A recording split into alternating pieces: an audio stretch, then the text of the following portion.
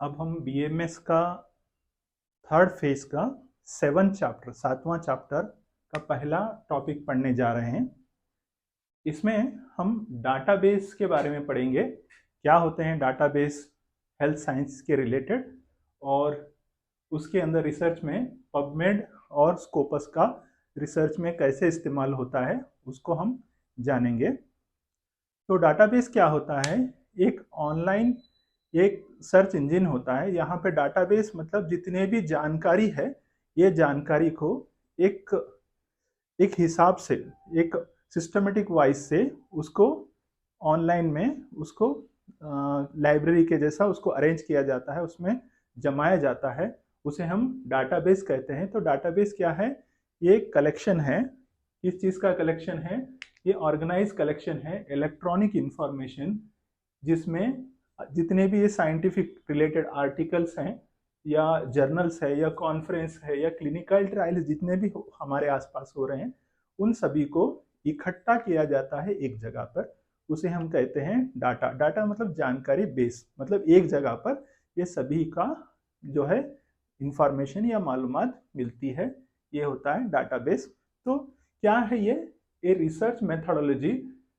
In the research method database और organise collection, मतलब एक ऑर्गेनाइज, एक सिस्टमेटिक तरीके से जो कलेक्शन है electronic information, specifically scholar article, मतलब जो स्कॉलर के हैं उनके आर्टिकल्स और जर्नल्स जितने भी हैं उनके, और conference, Pir review, trials can be search. तो यहाँ पर हम उसको सर्च करते हैं, उनको ढूंढते हैं और रिट्रीव यूजिंग स्पेशल कीवर्ड, ढूंढते हैं और वापस से फिर से खोज करते हैं जो इंफॉर्मेशन इसमें डाली गई है।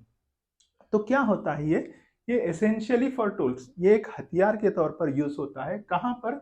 लिटरेचर को सर्च करने के लिए।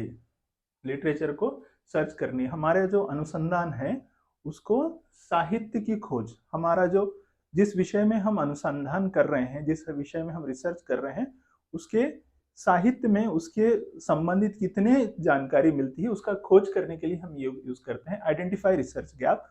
आइडेंटिफाई रिसर्च गैप क्या होता है कि हमारा जो अनुसंधान का जो विषय है उसमें कहाँ पर पुराने जो अनुसंधानकर्ता ने कहाँ कहाँ पर उसमें कंप्लीट नहीं किया है, कहाँ पे उसकी जानकारी अधूरी रह गई, वो गैप भी उसको हम इसके जरिए से मालूम कर सकते हैं।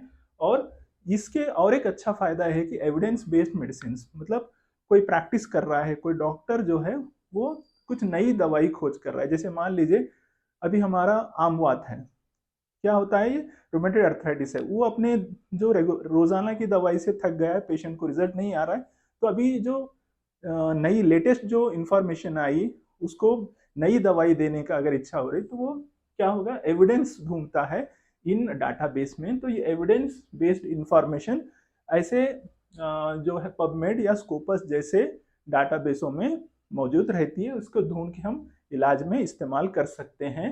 तो ऑब्टेन एविडेंस बेस्ड इंफॉर्मेशन। यहाँ पर आपके सिलेबस के हिसाब से दो डाटाबेस दिए गए हैं, मोस्ट इंपॉर्टेंट डाटाबेस पबमेड और स्कोपस, जो हेल्थ और साइंस रिलेटेड इंफॉर्मेशन है। तो पहले हम पबमेड को समझेंगे।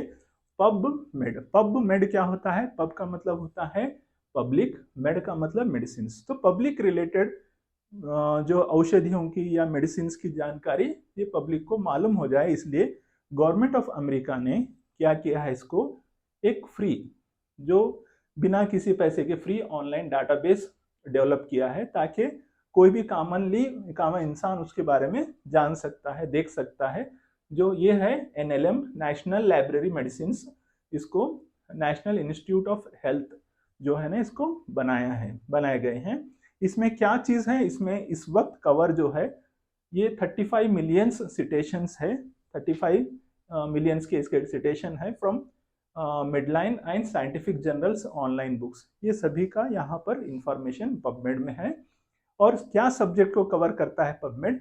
पबमेड मेनली मेडिसिन के रिलेटेड इंफॉर्मेशन मिलती है इस डाटाबेस में, और नर्सिंग, डेंटिस्ट्री और पब्लिक हेल्थ और वेटरनरी मेडिसिन, जो जानवरों की बीमारियों के रिलेटेड मेडिसिन, और अलाइड साइंस, मतलब ये हेल्थ संबंधी जितने भी रिसर्च है उसके बारे में यहाँ पर इस एक सिंगल प्लेटफॉर्म पे हमें इंफॉर्मेशन मिलती है। कीवर्ड्स क्या है, ये प्रोवाइड क्या करता है, एक एक्सेस प्रोवाइड करता है, मतलब उसमें एक फ्री में उसमें हमें जानकारी हासिल करने में मदद करता है। अब्स्ट्रैक्ट, अब्स्ट्रैक्ट मतलब एक समरी, कंप्लीट, एक पूरा डिटेल को शॉर्ट में इसमें हम जान सकते हैं, और कुछ का फुल टेक्स्ट मिलता है, पूरा आर्टिकल्स मिलता है।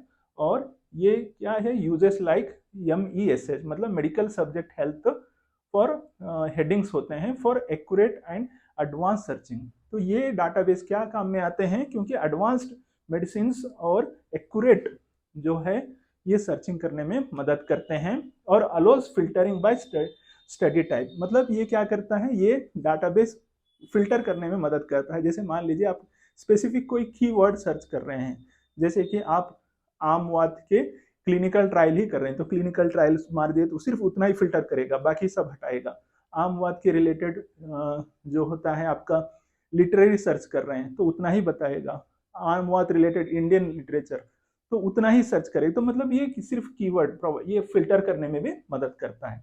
अब इसका कहाँ पे इस्तेमाल होता है, इसका क्या उपयोग है पबमेड का, ये वाइडली सभी जगह पे एविडेंस बेस्ड मेडिसिन के लिए, मतलब एक सबूत प्रदान करता है ताकि उसको इस्तेमाल करके कोई मेडिसिन में यूज करे। ये एविडेंस देता है, एविडेंस सबूत के तौर पर ये काम आता है कि ऐसे ऐसे हुआ है और इस तरह की मेडिसिन को रिसर्च हुई बताने में। दूसरा है रिलायबल, भरोसेमंद, ट्रस्टेबल सोर्स है। ये एक ऐसा जरिया है जो हम भरोसा करते हैं कि इस तरह के रिसर्च हुए हैं और ऐसे ऐसे जानकारी हो गई है।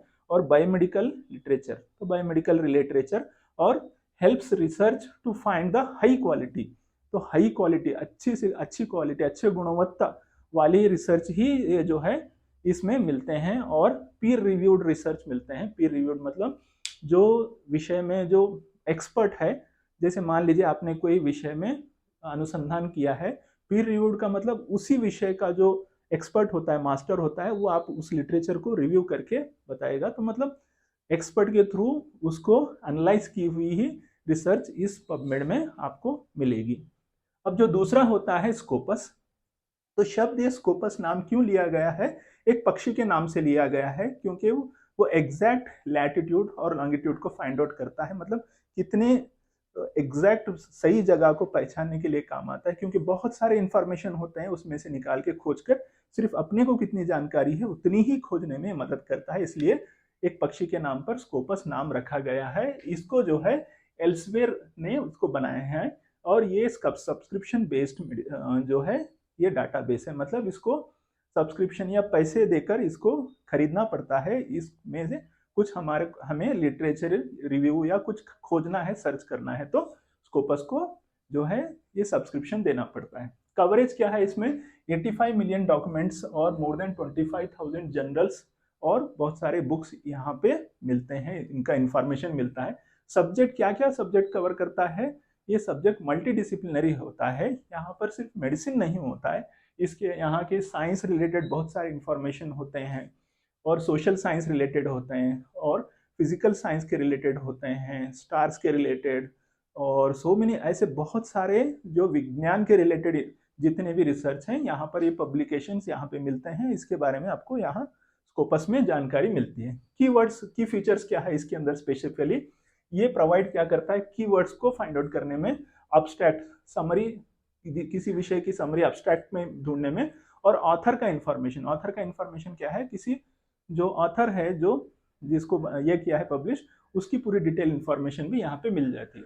ऑफर सिटेशन ट्रैकिंग, तो सिटेशन ट्रैकिंग मतलब किसी विषय का जो है ये उद्धरण कहाँ पे क्या है, ठीक है। जैसे आपने किसी टॉपिक दिया है तो उसका उद्धरण या कह सकते हैं उसका हवाला दिया जाता है, हाँ उस बुक का हवाला दिया है, मैंने ये रिसर्च किया है उस बुक के हवाले से, उसके आधार पर। तो ये सिटेशन क्या करता है, सिटेशन का मतलब हवाला देना, उद्धरीकरण करना। ये क्या करता है, ट्रैकिंग करता है जो आपका लिटरेचर रिव्यू है ये किसका हवाला देकर बनाया गया है, किसके बेस पे। तो रिसर्च मैट्रिक्स तो मैथमेटिकल एविडेंस देता है। H index evaluation, H index की इवेल्यूशन क्या होता है, ये ऑथर्स ने कितने पब्लिकेशन, कितने आर्टिकल्स किए और उस आर्टिकल्स को कितने लोगों ने रेफरेंस बनाया है या उद्धरण दिया है या सिटेशन दिया है, हवाला दिया है कि मैंने इस ऑथर के जो भी चीज़ है उसके हिसाब से मैं मेरा पब्लिकेशन, मेरा जो है रिसर्च कर रहा हूँ, तो ये होता है हमारा एच इंडेक्स इवैल्यूएशंस। ये एच इंडेक्स इवैल्यूएशन स्कोपस में मिलता है और update regularly with global research content, मतलब ये रोजाना डेली क्या होता है, ये अपडेट किया जाता है नई जानकारी उनके जरिए से।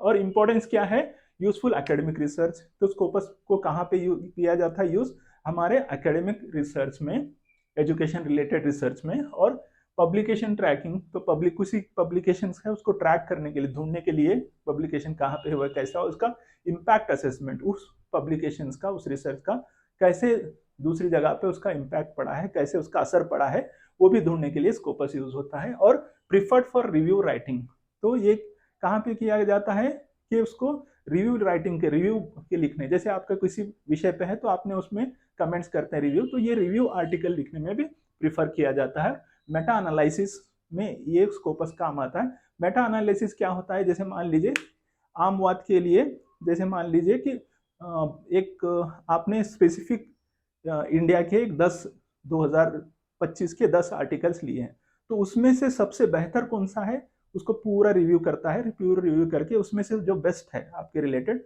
मेटा एनालिसिस का मतलब ये होता है कि जैसे हमारे अमेजोन होता है, बहुत इजी एग्जांपल दे रहा हूँ, अमेजोन होता है जिसमें अमेजोन में हम देख सकते हैं कि कोई 5 स्टार देता है, कोई 2 स्टार देता है, 3 स्टार देता है। वो सभी को आप पढ़ने के बाद में आप एक फाइनल कंक्लूजन पे आ जाते हैं, हाँ मुझे ये चीज़ खरीदनी है या नहीं खरीदनी है।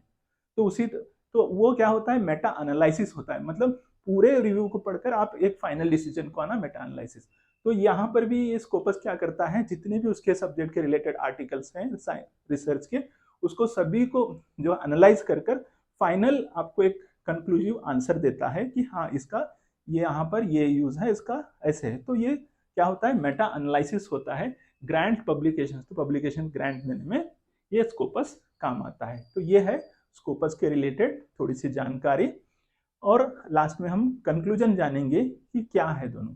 तो database like PubMed, Scopus are crucial in research process. तो जब भी अनुसंधान करते हैं तो हमें हमारे रिलेटेड जो है इंफॉर्मेशन ढूंढने में स्कोपस और पबमेड काम आते हैं। Next, they enable access the peer reviewed. तो ये क्या करते हैं, पीर रिव्यूड आर्टिकल्स को सर्च करने में और अथेंटिक और अपडेटेड लिटरेचर सर्च करने में मदद करते हैं। जो भरोसेमंद है, ऑथेंटिक है और ट्रस्टेबल, उसको जानकारी हासिल करने और अपडेटेड नए लिटरेचर जो अपडेट हो गए हैं तो उसको भी ये हासिल करने में मदद करते हैं। PubMed is ideal for health science.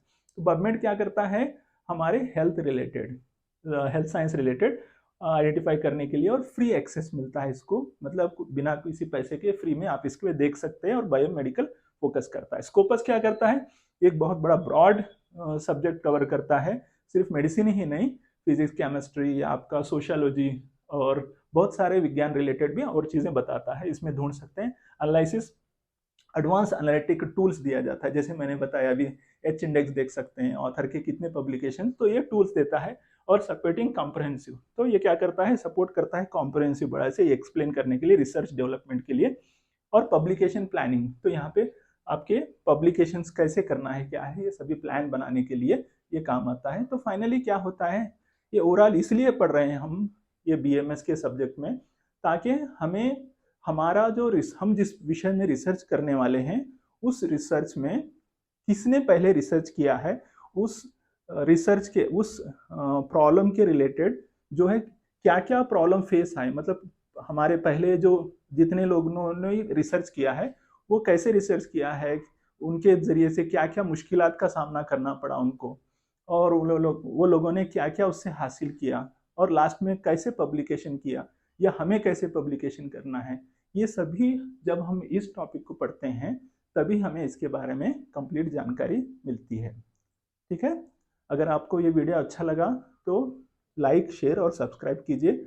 इसका जो डिटेल जो है आपको इसमें डिस्क्रिप्शन पे मिलेगा, ये सभी नोट्स मिल जाएंगे। Thank you.